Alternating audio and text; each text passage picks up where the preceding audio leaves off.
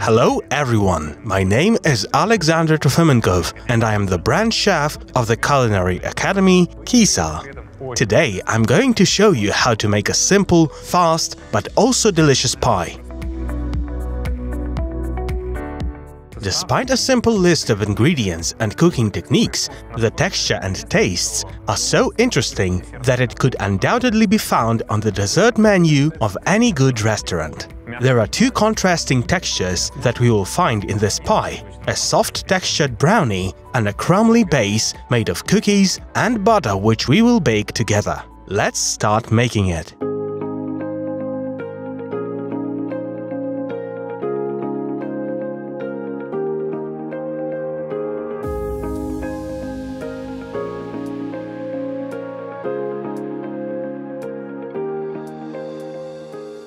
To begin with, we need to prepare the mold, which is what we will use to bake our pie in. This metal ring is 16 cm in diameter and 4 cm in height. The first thing I will do is spray it with the vegetable oil spray. We can apply a thin layer to grease it. We need to do this so that the parchment paper strip will stick. This step is not absolutely essential, but I recommend that you do it so you can remove the final product more quickly. The parchment paper sticks down very easily. This way, we cover the mold with the parchment paper.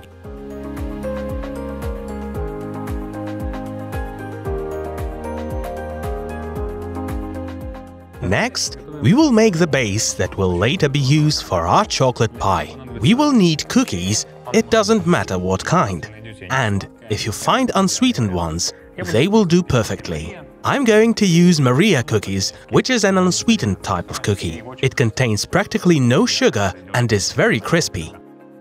Now we need to process it until it has a crumb-like consistency. I will use the food processor to do this. You can do the same with a blender or even by hand if you place the cookies into a bag and roll with a rolling pin until they turn into crumbs. I'm turning the cookies into crumbs. After a couple of seconds, the crumbs are ready. They have to be quite small. There should be no large pieces of cookies. Now we add the melted butter to the crumbs. It has been melted to a temperature of 35–40 degrees Celsius, so it's not too hot. We add the butter and also mix it using the processor or by hand. As soon as the butter combines with the crumbs, we can turn the food processor off. I will show you the texture that it should have. It shouldn't be crumbly, and when you squeeze together the crumbs and the butter in your hand, it should form a ball and not fall apart. This will indicate whether we will be able to use it to form the base, and whether it will be stable enough. This all depends on what type of cookie you decide to use in the beginning, with a higher or lower fat content. Therefore, either a smaller or a larger amount of butter will have been added to it to obtain this exact texture. Now we can spread the crumbs out in the mold, which has been prepared beforehand, and we shape around the bottom and the edges, which should be the same width all around. It is practical to do this using a spoon or anything flat, for example a glass with a flat bottom. It will be much easier to settle it from the edges and the bottom, which will be very even.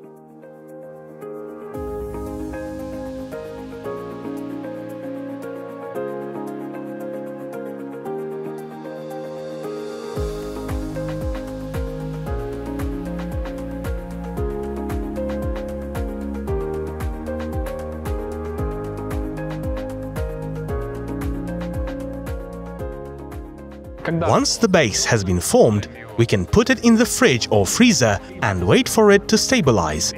Meanwhile, let's cook the chocolate pie itself.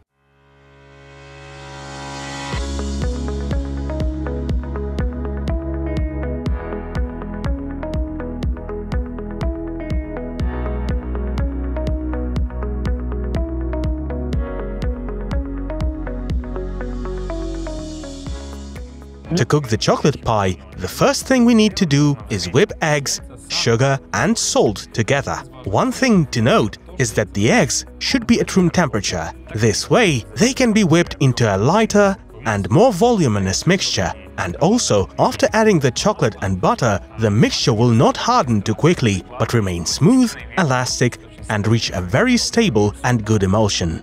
So, I start by putting the eggs into a mixing bowl alongside the sugar. You can, by the way, use other types of sugar instead, brown, coconut, any type you prefer, and we also add salt to balance out the taste.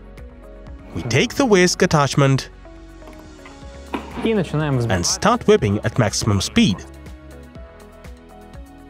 While the eggs, sugar and salt are being whipped together, we will prepare our other ingredients. They are chocolate and butter. We need to melt them until they reach 45–50 degrees Celsius. And if you want your pie to have an indulgent and intense chocolate flavor, you should use dark and bitter chocolate with a low sugar content. For example, I recommend using chocolate that is 70% cocoa or higher. But if you prefer sweet pies, then it is also fine to use chocolate with 50, 55% or 60% cocoa.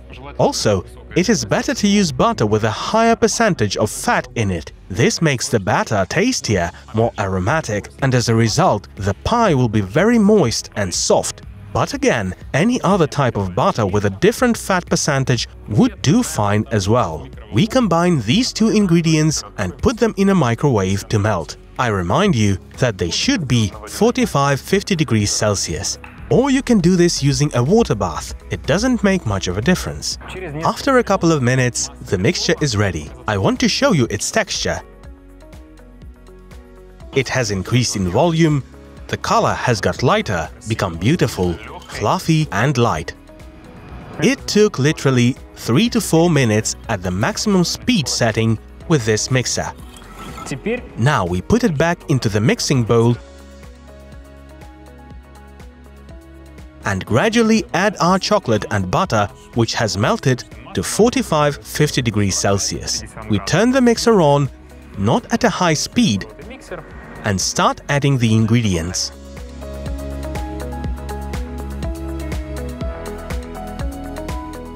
As soon as the chocolate, butter and whipped egg mixture is fully combined, we can add the next ingredients. But before this, I want to show you the texture. It has changed a bit, it became more liquidy. But overall, it's important to reach this uniform mixture of ingredients and have such a beautiful, smooth and even glossy texture. Once again, we put it back into the mixer and add flour. The flour has already been sifted. We add all of it at once and mix it with a whisk at a low speed until the ingredients are completely combined. Here, it is important not to knead our batter for too long. As soon as the flour has been incorporated and there are no lumps, then it's ready. If we knead the batter for too long, then it will be too thick, the gluten will develop and the texture of the ready pie will not be as pleasant as if we just delicately mix it. As soon as the ingredients are fully combined, we can stop the mixer and our pie batter is ready. This is the current texture, practically unchanged after we added the flour. Maybe it became a bit thicker, like this. Glossy, smooth, beautiful and viscous. It is important for us to be able to spread it over the mold and make sure it can be spread evenly without any problems. It will guarantee that after baking, the pie will be even too.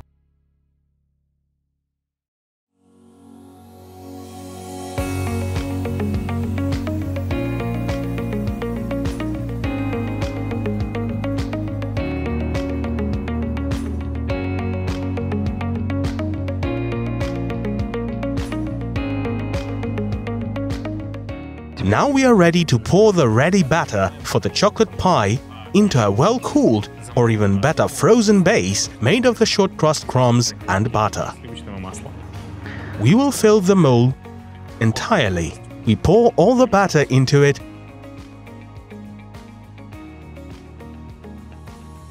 and put the pie in the oven to bake at 170 degrees Celsius. As for time, it will take about 15 to 20 minutes, but you always need to check as your own oven may differ. I will show you how to check whether the chocolate-flavored pie is ready or not in a little while.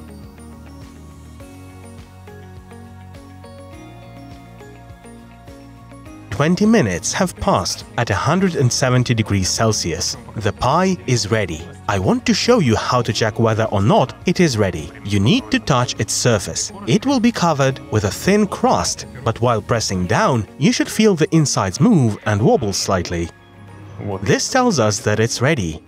It's important not to cook it all the way through, not to bake it for too long, because otherwise it would dry out and the texture would not be as tender and smooth as it is here. Now, in order to give the surface of the pie a finished and aesthetically pleasant look, we will take some dark chocolate and grate it in a thin layer on top of the hot pie.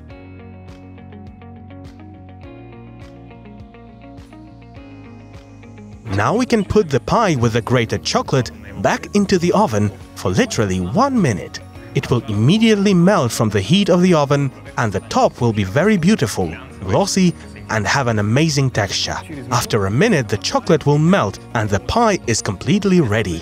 Now we leave it to cool down at room temperature for 30 minutes and then we take the metal ring off and taste the pie. After 30 minutes, when the pie has cooled down a bit, we can take the ring off. It can be removed easily, without a problem. And this is what the final pie looks like. Now we can just slightly decorate it with a dark red cocoa powder.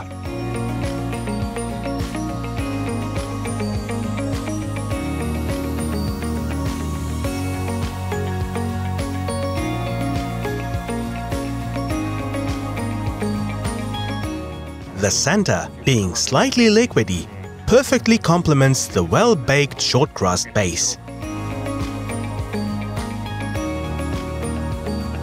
It will taste the best if you try it at a temperature of about 35 degrees Celsius, which is slightly warm. Serve it with vanilla crème anglaise or with a scoop of vanilla ice cream. You can also make this wonderful pie using limited ingredients and tools.